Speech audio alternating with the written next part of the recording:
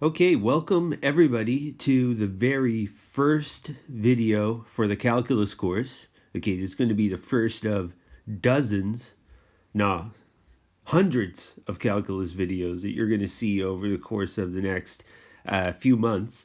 And away we go. Okay, we're going to deal with some very basic calculus right now. It's not even calculus, actually, it's leading up to it. But first of all, okay, if you're thinking about, well, what exactly is calculus? It's definitely, your definition might be, at this point anyway, might be something like difficult math. Math that's really hard. Math that you need to do in university. Well, all those things are true. Okay, but math is a specific branch, or sorry, calculus is a specific branch of math that studies continuous change. So if we're looking at rates of change, okay, it's something that we've actually have done back in grade 10 when we did slope of a line. So what we're going to do right now isn't too complicated. We're just going to be calculating slopes, which gives you the average rate of change. And of course, when you're calculating a slope, you're comparing your rise to your run on a graph. In other words, the difference between the y values and the x values between any 2 points. And if you think about calculating rates of change in real life, you're talking about things like kilometers per hour, meters per second. It's basically comparing two separate variables. As one variable changes, how does that affect the other variable? So we're going to take a look at that right now. So what I have below here is I have a random graph. It's a parabola. So I sketched a little bit of a parabola, y is equal to x squared plus 1. And I took two specific points on that parabola, and I'm going to calculate the slope of the secant line. A secant line is a line that passes through 2 points on a curve. And I'm going to calculate the slope of that line, and that's going to give me my average rate of change.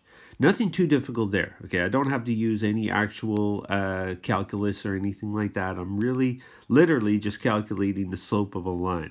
You can't get the slope of a parabola. Okay, a parabola is not a consistent rate of change. Okay, a parabola is not a straight line. So you can't get rise over run, but you can get the rise over run between two specific points on that graph, which is what we're about to do. And you don't need to graph these at all to calculate rates of change. So I'm just going to do one example here. And of course, we like to abbreviate things. So average rate of change can be abbreviated as AROC if you choose to do that. And we're given a function, y is equal to x squared plus 1.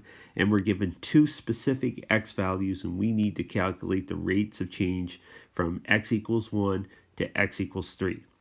So the very first thing you want to do is we're given the two x coordinates. We need to calculate the y coordinates so we can do rise over run.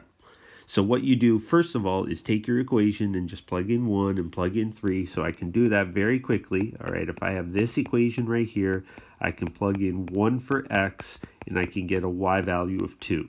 So I'm going to put in 2 right here for my y coordinate. And then I'm going to do a separate calculation where I plug in my other x value of 3 and I get 9 plus 1, which is 10, and that is my second y value. And then what I'm going to do from here may look familiar. It's something that you did 2 years ago.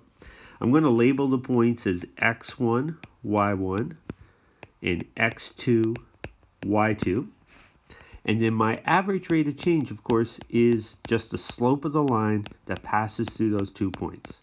So if I calculate my average rate of change, okay, I'm going to have y2, which is 10, minus y1 over x2 minus x1, which is going to give me 8 over 2, which is equal to 4. Now, a little later when we get into word problems and things of that nature, okay, you're going to be required to put in a unit of measure. So your rate of change could be meters per second, it could be kilometers per hour. It's basically going to be y over x, rise over run, whatever your y variable is over whatever your x variable is. And if you noticed, okay, if you think about those two examples, kilometers per hour, meters per second, the denominator value is always time, usually time. So, and distance over time, of course, is velocity. So kilometers per hour, your velocity is actually the rate of change. And here, of course, it's just an equation with just x values. There's no context to this problem or anything. So we just give the answer as a numerical value. Rate of change is 4, and then we're done.